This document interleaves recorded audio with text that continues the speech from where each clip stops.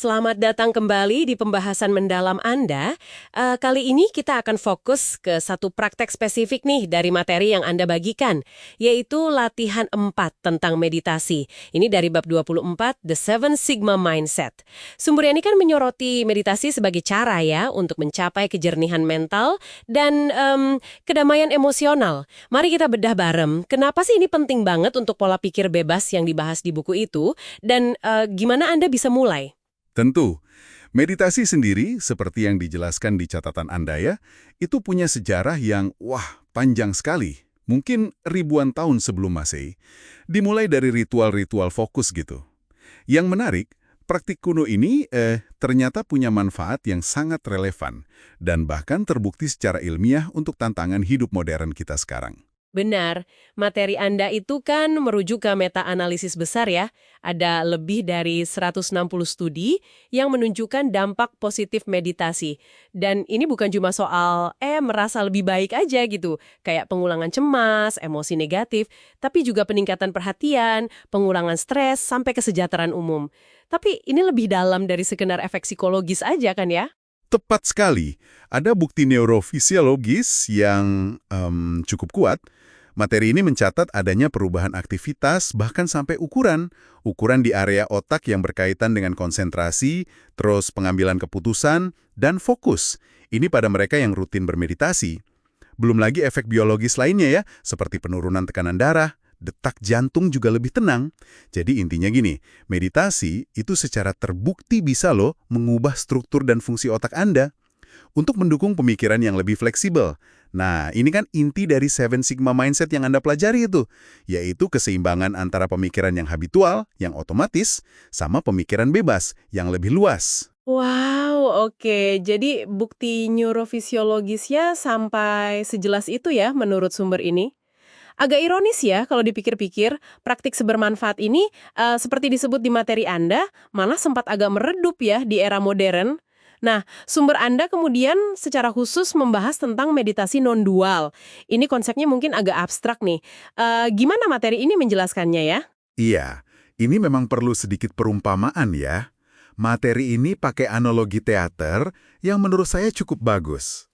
Kesadaran kita sehari-hari, consciousness itu, digambarkan seperti penonton. Penonton yang lagi asyik banget nonton drama. Saking asyiknya, dia lupa kalau dia lagi ada di dalam gedung teater. Nah, meditasi non-dual, menurut penjelasan ini, itu seperti membantu kita untuk katakanlah menutup tirai. Sebentar, jadi kita sadar lagi sama panggung kosong di belakangnya.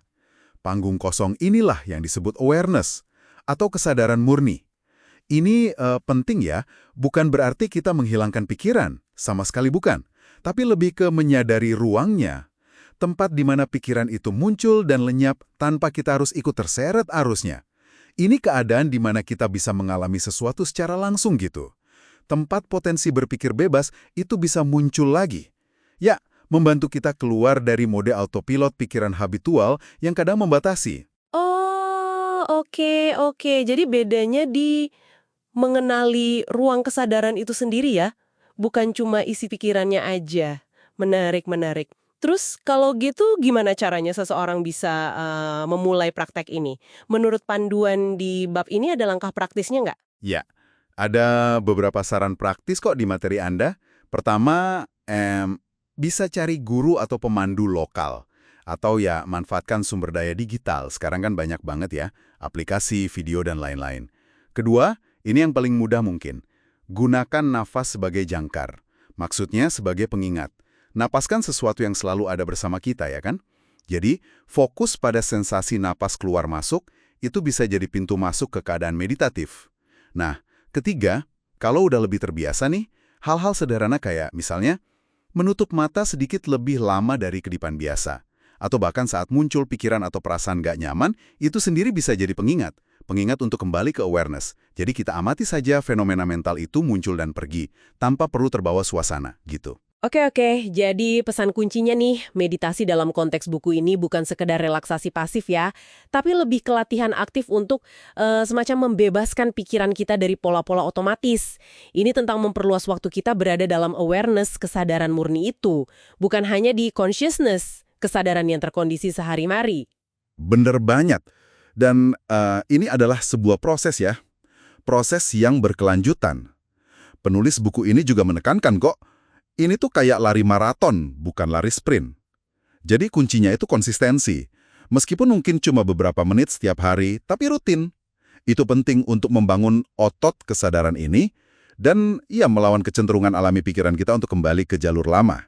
Jalur lama yang mungkin aja membatasi potensi berpikir bebas Anda. Sip, nah ini dia satu pemikiran penutup nih untuk Anda bawa pulang dan renungkan di tengah dunia yang penuh distraksi digital ya, arus informasi nggak berhenti-henti. Gimana kalau mempraktekkan kembali teknik kuno seperti meditasi ini, itu bukan lagi soal pilihan gaya hidup atau kemewahan semata, tapi mungkin ini jadi sebuah kebutuhan mendasar untuk menjaga kejernihan mental dan kebebasan berpikir kita. Bagaimana menurut Anda? Sampai jumpa di pembahasan mendalam berikutnya.